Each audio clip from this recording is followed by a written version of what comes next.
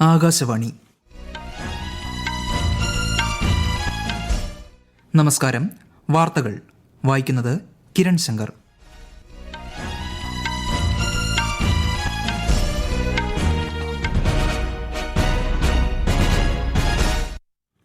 പ്രധാന വാർത്തകൾ.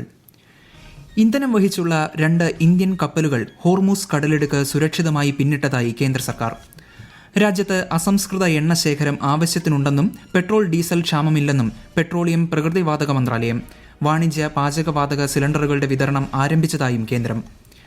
സംഘർഷ പശ്ചാത്തലത്തിൽ പശ്ചിമേഷ്യയിൽ നിന്ന് 1,72,000 ഇന്ത്യൻ പൌരന്മാരെ തിരികെ എത്തിച്ചതായി വിദേശകാര്യ മന്ത്രാലയം. രാജ്യത്തിന്റെ ആക്ട് ഈസ്റ്റ് നയത്തിന്റെ കേന്ദ്രമാണ് വടക്കുകിഴക്കൻ മേഖലയെന്ന് പ്രധാനമന്ത്രി നരേന്ദ്രമോദി. പശ്ചിമ ബംഗാളിലും അസമിലുമായി വിവിധ വികസന പദ്ധതികൾക്ക് പ്രധാനമന്ത്രി തുടക്കം കുറിച്ചു. മാറുന്ന ലോകത്തിനനുസരിച്ചുള്ള ആധുനിക സൌകര്യങ്ങളാണ് പൊതുവിദ്യാലയങ്ങളിൽ ഏർപ്പെടുത്തിയിട്ടുള്ളതെന്ന് മുഖ്യമന്ത്രി പിണറായി വിജയൻ.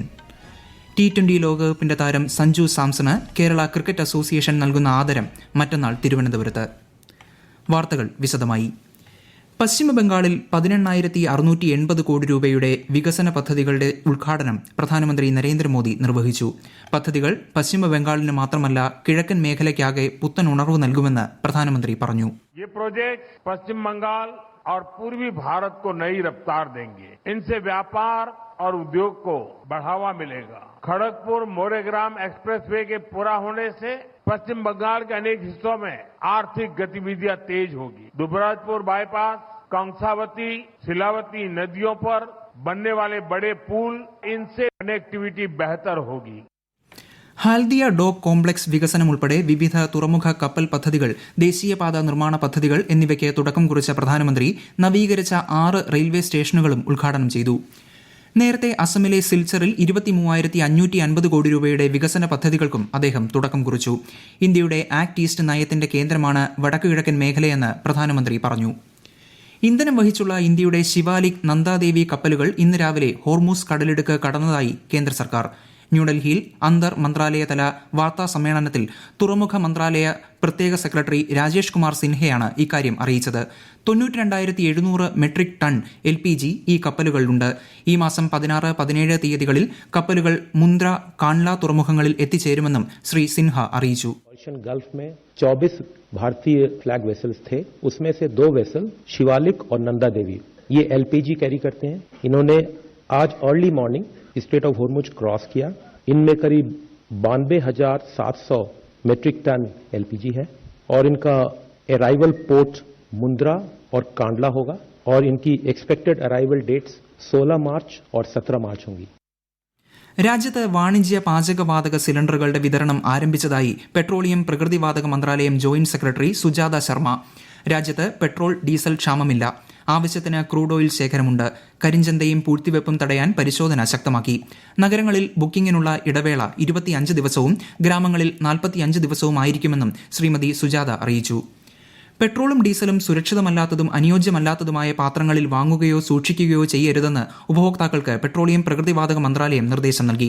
തമിഴ്നാട്ടിലെ വിൽപ്പനശാലയിൽ നിന്ന് അപകടകരമാം വിധത്തിൽ പെട്രോൾ കൊണ്ടുപോകുന്നത് ശ്രദ്ധയിൽപ്പെട്ടതിനെ തുടർന്നാണ് നടപടി. കഴിഞ്ഞ മാസം 28-ന് ശേഷം പശ്ചിമേഷ്യൻ മേഖലയിൽ നിന്ന് 1,72,000 ഇന്ത്യൻ പൌരന്മാരെ തിരികെ എത്തിച്ചതായി വിദേശകാര്യ മന്ത്രാലയം. കൂടുതൽ വിമാനങ്ങൾ ഏർപ്പെടുത്തിയതോടെ വ്യോമഗതാഗതം മെച്ചപ്പെട്ടു വരികയാണെന്ന് അഡീഷണൽ സെക്രട്ടറി അസീം മഹാജൻ പറഞ്ഞു. കുവൈറ്റിലെ എല്ലാ കോൺസുലാർ സേവനങ്ങളും സാധാരണ നിലയിലാണെന്ന് ഇന്ത്യൻ എംബസി. റമദാൻ മാസത്തിലെ പ്രവൃത്തി സമയമായ രാവിലെ 9 മുതൽ വൈകിട്ട് 3 വരെ എംബസിയുടെ 4 കോൺസുലാർ അപേക്ഷാ കേന്ദ്രങ്ങളും പ്രവർത്തിക്കും. 24 മണിക്കൂറും പ്രവർത്തിക്കുന്ന ഹെൽപ്പ് ലൈൻ നമ്പരും ആരംഭിച്ചിട്ടുണ്ട്. പശ്ചിമേഷ്യയിലെ സംഘർഷത്തെ തുടർന്ന് ഇന്ത്യയിൽ കുടുങ്ങിയ വിദേശികൾക്ക് വിസ കാലാവധി 1 മാസത്തേക്ക് നീട്ടി നൽകുമെന്ന് ദുബായിലെ ഇന്ത്യൻ കോൺസുലേറ്റ്. ഈ വിസ കാലാവധിയും നീട്ടി. ഓവർസ്റ്റേ പിഴ ഒഴിവാക്കി. എക്സിറ്റ് പെർമിറ്റുകളും വഴിതിരിച്ചു വിടുന്ന വിമാനങ്ങളിലെ യാത്രക്കാർക്കുള്ള താൽക്കാലിക ലാൻഡിംഗ് പെർമിറ്റുകളും സൌജന്യമായി നൽകും. സംഘർഷം രൂക്ഷമാകുന്നതിനിടെ ബംഗ്ലാദേശിലേക്കുള്ള ഓയിൽ ടാങ്കറുകൾ ഹോർമുസ് കടലിടുക്കിലൂടെ കടത്തിവിടുമെന്ന് ഇറാൻ ബംഗ്ലാദേശിന് ഉറപ്പു നൽകി. യുദ്ധത്തെ തുടർന്ന് ഇന്ധന ലഭ്യത തടസ്സപ്പെടുകയും ഇന്ധനവില ബാരലിന് $100 ചെയ്ത വേളയിലാണ് ഇറാന്റെ നടപടി. ലെബനന്റെ തെക്കൻ മേഖലയിൽ ആരോഗ്യ കേന്ദ്രങ്ങൾക്ക് നേർക്കുണ്ടായ ഇസ്രയേലിന്റെ 2 ആക്രമണങ്ങളിൽ 14 ആരോഗ്യ പ്രവർത്തകർ കൊല്ലപ്പെട്ടു. മണിക്കൂറുകൾക്കിടയിലായിരുന്നു ആക്രമണങ്ങളെന്ന് ലെബനൻ പൊതുജനാരോഗ്യ മന്ത്രാലയം അറിയിച്ചു. ഉത്തര കൊറിയൻ തലസ്ഥാനമായ പ്യോങ്യാങ്ങിൽ സൈനിക നടപടി ആരംഭിച്ചതിനെ തുടർന്ന് കിഴക്കൻ ഏഷ്യയിൽ ആശങ്ക ശക്തമായി.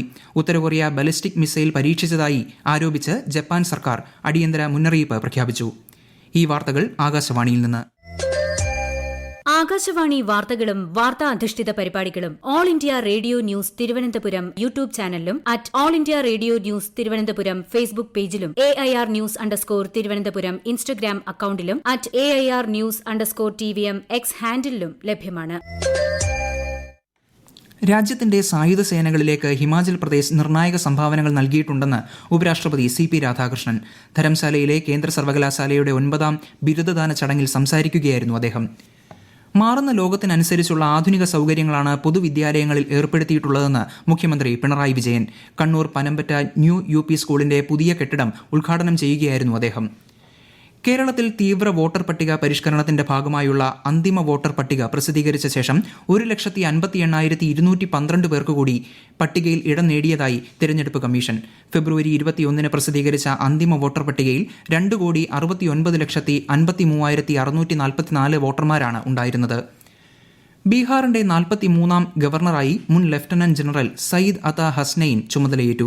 ബീഹാർ ലോക്ഭവനിൽ നടന്ന ചടങ്ങിൽ പട്ന ഹൈക്കോടതി ചീഫ് ജസ്റ്റിസ് സംഗം കുമാർ സാഹു സത്യവാചകം ചൊല്ലിക്കൊടുത്തു. ISROയുടെ CE-20 ക്രയോജനിക് എഞ്ചിൻ പരീക്ഷണം വിജയകരമായി പൂർത്തിയാക്കിയതിനെ കേന്ദ്രമന്ത്രി ജിതേന്ദ്ര സിംഗ് അഭിനന്ദിച്ചു. തമിഴ്നാട്ടിലെ മഹേന്ദ്രഗിരിയിലെ ISRO പ്രൊപ്പൽഷൻ സമുച്ചയത്തിലായിരുന്നു പരീക്ഷണം. T20 ക്രിക്കറ്റ് ലോകകപ്പിൽ ഇന്ത്യയ്ക്ക് കിരീടം നേടിക്കൊടുക്കുന്നതിൽ നിർണായക പങ്കുവഹിച്ച മലയാളി താരം സഞ്ജു സാംസണെ കേരള ക്രിക്കറ്റ് അസോസിയേഷൻ മറ്റന്നാൾ ആദരിക്കും. ചടങ്ങിൽ KCAയുടെ പുതിയ സ്റ്റേഡിയം മുഖ്യമന്ത്രി പിണറായി വിജയൻ നാടിന് സമർപ്പിക്കും. വിശദാംശങ്ങളിലേക്ക്. തിരുവനന്തപുരം മംഗലപുരം മുല്ലശ്ശേരിയിൽ KCA പുതുതായി നിർമ്മിച്ച ക്രിക്കറ്റ് സ്റ്റേഡിയത്തിന്റെ ഉദ്ഘാടന വേദിയിലാണ് സഞ്ജു സാംസനെ നാട് ആദരിക്കുന്നത്. മറ്റന്നാൾ വൈകിട്ട് 6-നാണ് മുഖ്യമന്ത്രി സ്റ്റേഡിയം ഉദ്ഘാടനം ചെയ്യുന്നത്. സംസ്ഥാന മന്ത്രിമാരായ V. Abdurahman, V. Sivankutty, GR Anil എന്നിവരും വിവിധ ജനപ്രതിനിധികളും ചടങ്ങിൽ പങ്കെടുക്കും. T20 ലോകകപ്പ് വിജയത്തിൽ നിർണായക സാന്നിധ്യമായ സഞ്ജു പുതുതലമുറയിലെ കായിക താരങ്ങൾക്ക് വലിയ പ്രചോദനമാകുമെന്നും മംഗലപുരം സ്റ്റേഡിയം തലസ്ഥാനത്തെ ക്രിക്കറ്റ് വളർച്ചയ്ക്ക് പുത്തനുണർവ് നൽകുമെന്നും KCA ഭാരവാഹികൾ അറിയിച്ചു. News desk Akashvani. ISL ഫുട്ബോളിൽ കേരള ബ്ലാസ്റ്റേഴ്സ് ഈസ്റ്റ് ബംഗാൾ മത്സരം സമനിലയിൽ. ഇരു ടീമും ഓരോ ഗോൾ വീതം നേടി. കൊൽക്കത്തയിലായിരുന്നു മത്സരം. വനിതാ ഹോക്കി ലോകകപ്പ് യോഗ്യതാ ടൂർണമെന്റിന്റെ ഫൈനലിൽ ഇന്ത്യയും ഇംഗ്ലണ്ടും ഏറ്റുമുട്ടുന്നു. തെലങ്കാനയിലാണ് മത്സരം. സ്പോർട്സ് അതോറിറ്റി ഓഫ് ഇന്ത്യയുടെ തിരുവനന്തപുരം റീജിയണൽ സെന്റർ സംഘടിപ്പിക്കുന്ന ഫിറ്റ് ഇന്ത്യ കാർണിവലിന് വർക്കലയിൽ തുടക്കമായി. V. ജോയി MLA ഉദ്ഘാടനം ചെയ്തു. ഖേൽരത്ന ജേതാവ് PR ശ്രീജേഷ് മുഖ്യാതിഥിയായി. മീനമാസ പൂജയ്ക്കായി ശബരിമല നട തുറന്നു. നാളെ പുലർച്ചെ മുതൽ പൂജകൾ ആരംഭിക്കും. പൂജകൾ പൂർത്തിയാക്കി 19-ന് രാത്രി 10-ന് നട അടയ്ക്കും. കേരളത്തിൽ വിവിധ ജില്ലകളിൽ താപനില ഉയരാൻ സാധ്യതയുണ്ടെന്ന് കേന്ദ്ര കാലാവസ്ഥാ വകുപ്പ്. ആലപ്പുഴ, കോട്ടയം ജില്ലകളിൽ ഉയർന്ന താപനില 37 ഡിഗ്രി സെൽഷ്യസ് വരെയും കൊല്ലം, എറണാകുളം, തൃശൂർ, കോഴിക്കോട്, പാലക്കാട്, കണ്ണൂർ, കാസർഗോഡ് ജില്ലകളിൽ 36 ഡിഗ്രി സെൽഷ്യസ് വരെയും ഉയർന്നേക്കുമെന്ന് കാലാവസ്ഥാ വിഭാഗം അറിയിച്ചു.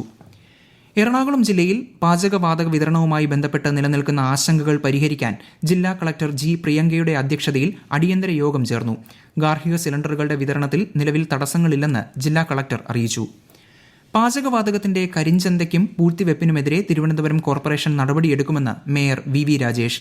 ഹോസ്റ്റലുകളിലും ആശുപത്രികളിലും ഭക്ഷണം കിട്ടാതെ വരുന്ന സാഹചര്യമുണ്ടെങ്കിൽ കോർപ്പറേഷൻ കമ്മ്യൂണിറ്റി കിച്ചൺ ആരംഭിക്കുമെന്നും അദ്ദേഹം പറഞ്ഞു. ദേശീയ സുരക്ഷാ നിയമപ്രകാരം തടങ്കലിലാക്കിയ ലഡാക്ക് ആക്ടിവിസ്റ്റ് സോനം വാങ്ചുക്കിന്റെ തടങ്കൽ കേന്ദ്ര സർക്കാർ റദ്ദാക്കി. കഴിഞ്ഞ സെപ്റ്റംബർ മുതൽ വാങ്ചുക് തടങ്കലിലായിരുന്നു.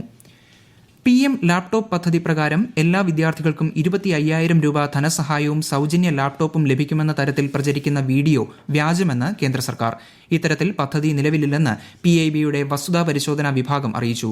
ഔദ്യോഗിക വിവരങ്ങൾക്ക് myscheme.gov.in എന്ന വെബ്സൈറ്റ് സന്ദർശിക്കണമെന്നും PIB അറിയിച്ചു. പ്രധാന വാർത്തകൾ വീണ്ടും. ഇന്ധനം വഹിച്ചുള്ള 2 ഇന്ത്യൻ കപ്പലുകൾ ഹോർമൂസ് കടലിടുക്ക് സുരക്ഷിതമായി പിന്നിട്ടതായി കേന്ദ്ര സർക്കാർ. രാജ്യത്ത് അസംസ്കൃത എണ്ണ ശേഖരം ആവശ്യത്തിനുണ്ടെന്നും പെട്രോൾ ഡീസൽ ക്ഷാമമില്ലെന്നും പെട്രോളിയം പ്രകൃതിവാതക മന്ത്രാലയം. വാണിജ്യ പാചകവാതക സിലിണ്ടറുകളുടെ വിതരണം ആരംഭിച്ചതായും കേന്ദ്രം. സംഘർഷ പശ്ചാത്തലത്തിൽ പശ്ചിമേഷ്യയിൽ നിന്ന് 1,72,000 ഇന്ത്യൻ പൌരന്മാരെ തിരികെ എത്തിച്ചതായി വിദേശകാര്യ മന്ത്രാലയം. രാജ്യത്തിന്റെ ആക്ട് ഈസ്റ്റ് നയത്തിന്റെ കേന്ദ്രമാണ് വടക്കുകിഴക്കൻ മേഖലയെന്ന് പ്രധാനമന്ത്രി നരേന്ദ്രമോദി. പശ്ചിമബംഗാളിലും അസമിലുമായി വിവിധ വികസന പദ്ധതികൾക്ക് പ്രധാനമന്ത്രി തുടക്കം കുറിച്ചു. മാറുന്ന ലോകത്തിനനുസരിച്ചുള്ള ആധുനിക സൗകര്യങ്ങളാണ് പൊതുവിദ്യാലയങ്ങളിൽ ഏർപ്പെടുത്തിയിട്ടുള്ളതെന്ന് മുഖ്യമന്ത്രി പിണറായി വിജയൻ. T20 ലോകകപ്പിന്റെ താരം Sanju Samson Kerala cricket association നൽകുന്ന ആദരം മറ്റന്നാൾ തിരുവനന്തപുരത്ത്. വാർത്തകൾ കഴിഞ്ഞു. അടുത്ത വാർത്താ പ്രക്ഷേപണം 8:35.